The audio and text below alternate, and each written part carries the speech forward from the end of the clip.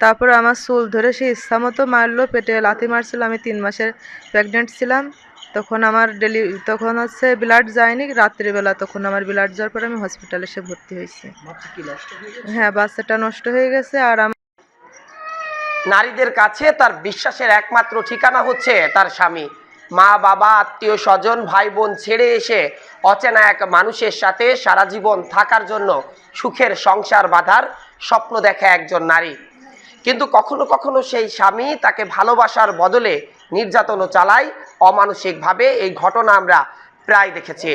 শৈলকুপার যে পৌরসভার ঝাউদিয়া এলাকা রয়েছে, সেই ঝাউদিয়া এলাকার জিয়াউদ্দিনের স্ত্রী সাথী খাতুন, যদিও এই সাথী খাতুন জিয়াউদ্দিনের দ্বিতীয় স্ত্রী, বেশ কয়েক বছর ধরে এই জিয়াউদ্দিন সাথী খাতুনের উপর মানসিকভাবে নির্যাতন করে এমন খবর সেখানকার স্থানীয় কিছু মানুষ আমাদেরকে দিয়েছিল হোয়াটসঅ্যাপে এবং মেসেঞ্জারে।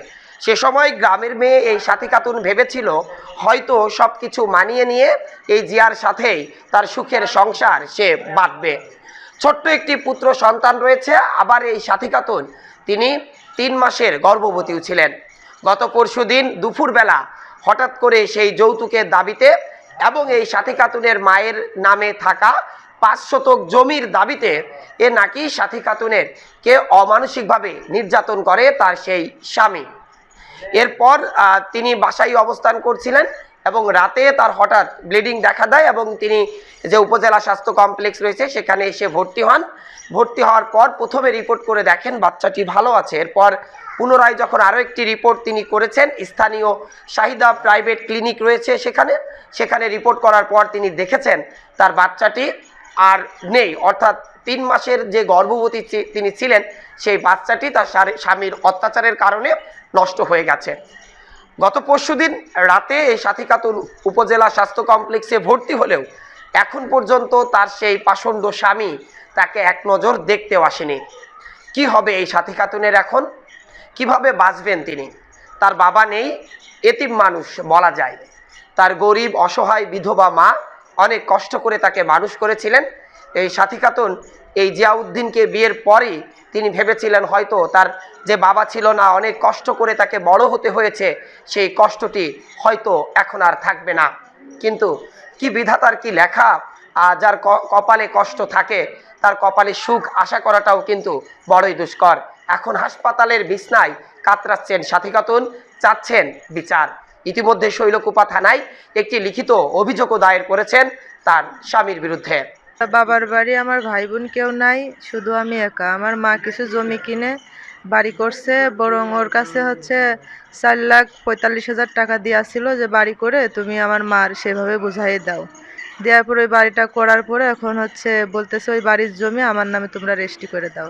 তা আমি বলতেছি যে না, মা যখন মারা যাবে তখন তো আমি এমনিই পাবো, আমার ভাই বোন যেহেতু কেউ নাই। তখন বলতেছে না, তা হবে না বলে আমার বাড়ি থেকে বের করে দিয়েছে। তা আমি বলতেছি আমি যাব না, সমাজের লোক ডাকো, যদি তারা আমার এখান থেকে চলে যেতে বলে তা আমি যাব। তখন উনি বলতেছে যে সমাজের লোক আমার দেখার সময় না, অনেক বকাবাজি করে। তারপরে আমার চুল ধরে সে ইচ্ছা মতো মারলো, পেটে লাথি মারছিল। আমি 3 মাসের প্রেগনেন্ট ছিলাম। তখন হচ্ছে ব্লাড যায়নি রাত্রিবেলা, তখন আমার ব্লাড যাওয়ার পরে আমি হসপিটালে এসে ভর্তি হয়েছি।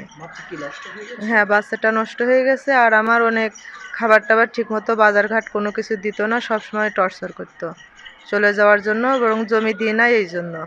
আর ওনার আগে যে স্ত্রী ছিল তো উনি আর এক বাসায় ছিল। উনি এখন বর্তমানে সৌদি আছে। ওনার আগের পক্ষে 3টে ছেলে মেয়ে আছে। বর্তমানে আমি যে বাড়িতে আছি ওই বাড়ির যে জমিটা সেটা ওনার 2 ছেলের নামে রেজিস্ট্রি করে দিয়ে বর্তমানে সে এখন কোথায় গেছে বলতে পারি না। আমার এই ছেলের এখন ওই বাড়ির কোনো অংশীদার আমরা নেই। আমার ছেলের ও ফেলায় কাটে দিয়েছে। আমারে প্রথম মারতে পারতেছিল না দেখে, তাই তো আমার ছেলেটার ফেলে কাটে দিয়েছে যখন, তখন আমি বাইরে দরজা খুলে যখন বেরোয় আসছি তখন আমার ছেলের ছাইড়ে আমার তখন মারছিল। পুলিশকে জানিয়েছেন? হ্যাঁ, পুলিশকে জানাইছি। জি। হ্যাঁ, জমি জাতি নিয়ে এইগুলো নিয়ে আমার সাথে অশান্তি করছে সবসময়, যে বাবার বাড়ি থেকে টাকা নিয়ে এসে দাও, জমি আমার নামে রেজিস্ট্রি করে দাও। এই সপ্তাহে আমি রাজি হইনি, কারণ আমার তো কিছু নেই, আমি ওর আইনে দেবো কোথা থেকে। তারপরেও আমার মার যা ছিল 4,45,000 টাকা ওর কাছে দিয়ে বাড়ি করার জন্য টাকা দেওয়া হয়েছিল। যে আপনি তো পরশুদিন রাতে হাসপাতালে ভর্তি হলেন, এরপর কি আপনাকে দেখতে এসেছে? না, এখন পর্যন্ত কেউ আসে নাই। সে বাড়ি থেকে কেউ না, আসেনি? কেউ আসে। মারধর মানে আমি জমি কিনেছি, এই জমি আগেতেই মানে লোভা, মানে জমি নেবে। আমি বলি, বাবার আমি মরে গেলে পরে জমি, আমার তো ছেলে নেই, তুমি এই জমিটা তুমিই পাবা। না বলে যে না, জমিটা আপনি আমার নামে লিখে দেন, খাওয়া পড়া যা লাগে আমি দেবো। দেখো আমার আগেই আমার সাথে খুব খারাপ ব্যবহার করে বাড়ি পাশ যাই, জমি দিলি কি আমার দেখবি? আমি বলেছি, বাবা আমি, তুমি আমার জামাই আছো, জামাই থাকো, আমি তোমার জমি দিতে পারবো না। তো আমি আপনার মেয়ের উপরে নির্যাতন করো, নির্যাতন করলেও বাবা আমি জমি দিতে পারবো না।